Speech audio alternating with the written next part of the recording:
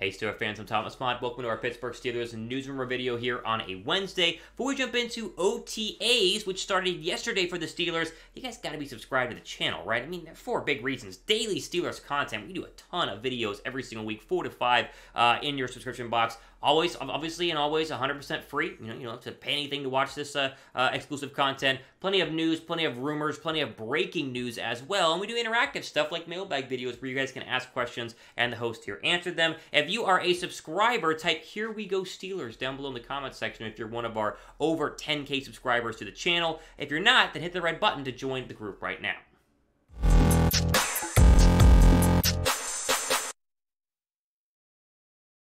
All right, so as I mentioned, OTAs are officially here. Between yesterday and the next week, every single team in the National Football League will begin their offseason training activities. Yeah, it's like a mini training camp, except for a little bit watered down. It's nothing crazy. I mean, overall, it is essentially a time for most of the players, in the Steelers' case, not all of them, because some are holding out, but most of the players to get in, get some workouts in, get some running in, get some cardio, and start some installs on both offense and defense. For the Steelers, the OTAs began yesterday on the 24th, and they will be allowed 10 practices over the course of a month. And so you'll see them do like 3 days and then a break, and they'll do like 3 days and then a break. And so, you know, it's not necessarily crazy like training camp is, but it is a watered down version where there will be no pads and players are not allowed to hit. However, with that being said, it is your next chance to really your first chance to see both rookies and veterans on the football field at the same time. Hence, the beginning of battles for position spots and starting spots and backup spots really began yesterday for Pittsburgh as they take to the football field and try and show that this player should be a starter, this player should not, this player is going to battle, this player is going to lose, like who knows. But I wanted to get into my top 5 Steeler battles during OTAs, as I do think there are a lot of really, really good ones for this Pittsburgh Steelers team. We're going to get in the top 5. There's a lot that I left out here, but the top 5 are coming up here in today's video. Which position group are you most excited to watch this year? Out of all the position groups, is it wide receiver? Is it the improved offensive line? Is it the pass rushers, TJ Watt, maybe the linebacker group? Which position group are you most excited to watch? Let me know down below right now. All right, we start at number 5, work our way backwards from 5 to 1. How about the running back spot? I think this is definitely a sneaky, interesting battle that begins at OTAs, so not for the starting role, right? You obviously look at the depth chart and you know that Najee Harris will be your lead back. 330 touches in 2022 is a number you really hopefully that hope that he gets to. You hope that they can create some really big running lanes for him, as he was impressive his rookie year and should get better here in year 2. But the backup spot, like who's going to be the number 2 running back? You would assume it's Benny Snell, but you got Anthony McFarland, you got Trey Edmonds, you have 3 different backs here competing for that third down back role or that number 2 back role overall. I think it's Snell's time to shine. I think that he's going to really get a lot of the touches and spell Najee Harris when he's, obviously gassed a little bit or he's rushed a little bit too much during games. But I do wish that they had added another running back. Maybe in the draft there were some really, really good ones just to create a real 1-2 punch. This feels like a 1 punch and then like a C punch. Like a 1 punch and then like 3 guys who are kind of really third-string running backs overall on the roster. I know some people love Benny Snell, but I'm not a huge fan of his. But it's his chance to really win the number 2 job, and so definitely a battle to keep an eye on as OTAs gets underway starting yesterday, and they swing forward into today as well. All right, number 4, inside linebacker is going to be a sneaky good battle here as well, as you have, obviously, Bush competing with Myles Jack. And that's really the real question here. Can Devin Bush compete with Myles Jack? As you look back the past couple of seasons, Bush has been a little bit of an underachiever, a little bit of a disappointment. The early first-round draft pick a couple of drafts ago, and he's supposed to be the inside linebacker of the future. And, yeah, injuries are a little bit of an issue, but they gave Myles Jack a lot of money, and a lot of money for a reason. They don't trust Devin Bush, and so this will be an open battle. I expect Jack to win it, but you also got to remember, Myles Jack is coming off his worst year as a pro with Jacksonville last year, hence why the Jaguars didn't want to go ahead and re-sign him. So it's 2 kind of guys that need to prove it, that are out there to prove that they belong and really to be the true starter. And while they might mix them onto the football field at the same time as often as they can, it's going to be more of one player plays more than the other player. And so I'm very curious to see what Devin Bush is able to do alongside Myles Jack. I think Jack, the signing was great, by the way. Just, I'm not saying that I don't like the signing. I think it was a great signing, but he needs to perform better than he did last year in order to fulfill the money that they gave him and the important role that he's going to play at inside linebacker. Who wins the inside linebacker spot, Bush or Jack? Maybe a pinned comment down below. Type B down below for Devin Bush, or type J down below for Myles Jack. Let's keep going here. Our third most important OTA battle, at least the one I'm most interested in here, is the cornerback spot, as I think the Pittsburgh Steelers did a good job in adding some cornerback depth, and they really have 3 guys competing for 2 spots. Obviously, 2 outside spots right now, with Mullet being kind of the nickel guy, as he's been kind of their nickel specialist. You have Levi Wallace, you have Cameron Sutton, you have Ahkello Witherspoon. Now, I personally think it's going to be Witherspoon on one side, and then Wallace versus Sutton. And you would think that Levi Wallace is going to be the guy, because he obviously, came over in free agency, but Cam Sutton is the incumbent, and he has had, bright spots here and there, but there's a reason why they brought in Wallace and Witherspoon. I think you're looking at a 3-horse battle for 2 spots, but really a 2-horse battle for 1 spot, because I do believe Ahkello Witherspoon is going to be good enough to win that job. But a very intriguing battle nonetheless. It's good to have depth. The loser is still going to play if there's an injury, mix him in at nickel. There are thoughts about Sutton doing that as well, but I'm very much intrigued by this OTA battle and who's going to win at the cornerback spot for the Pittsburgh Steelers.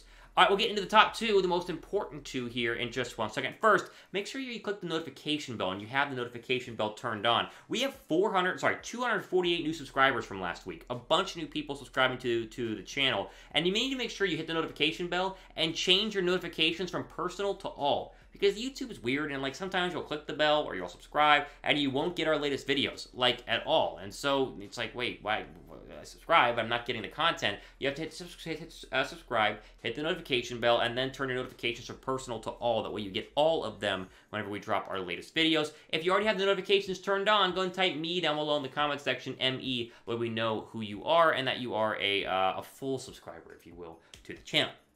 All right, I could have guessed these final 2. Let's get into our top 2 OTA battles here, as we, of course, have OTAs happening on the football field at Pittsburgh today. A wide receiver. This is going to be fascinating to me. Now, Deontay Johnson, not at OTAs, and he's obviously going to be needing to get back at some point. Contract disputes are a thing, and so you wait on that. But he's going to be battling it out with the rest of this depth chart to potentially keep his starting job, lose his starting job, who knows? He had a great year in 2022, but the money issue is obviously a massive issue because he's not on the field right now at OTAs. You'd assume that Claypool's your 1. Who's your 2? Is it Pickens? Because Pickens, to me, is fascinating. Great during rookie minicamps. We'll see how he does against starting caliber corners on the outside here at OTAs. But he's kind of the wild card right now where, a first-round draft pick that fell into round 2, who could have been in round 4. He's had some injury issues, off the field stuff right before the draft. But he has a chance to really win and solidify a starting job if he does great during OTAs and training camp. And if Johnson keeps missing time, this is the guy you're going to lose it to. And so, obviously, a very important battle there. You also have Calvin Austin, who's in there as well, who's going to compete for time, and some of the other younger guys on the roster. Fascinated to see what's going to happen at the wide receiver depth chart during these OTAs and offseason battle programs. As they got a lot of young talent, you got to figure out the best guys to catch passes from Pickett, Trubisky, or Mason Rudolph. What would you grade the Steelers wide receiver room as it stands right now? A, B, C, D, or F? Overall grade for the Steelers wide receiver room. Let me know what that is down below right now in the comments section. All right, I don't even have to say this. You already know, right? Number 1 battle we're looking at, it's the quarterback spot.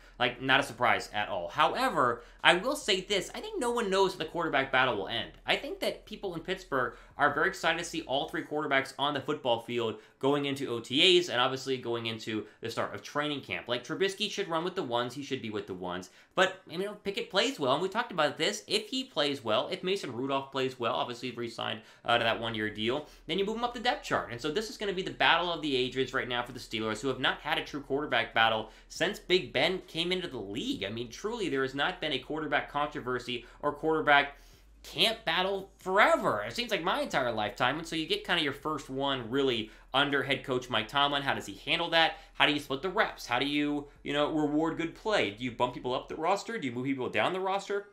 I don't think we're going to know much during OTAs unless we get some reports on who's actually playing with the 1s. It's training camp and really preseason where things are going to be interesting because, your true starter will only play a couple of series and then you're going to mix the stuff up with your number 2 and your number 3 quarterbacks. You're going to swap, playing in the first half and the second half. That's where you're really going to know, but I think it's going to be fun to see how they're going to utilize these 3 quarterbacks in terms of who plays where and when during OTAs, which obviously you'll see on the football field over the coming days, weeks, and the rest of this month as you get those 10 practices during the month.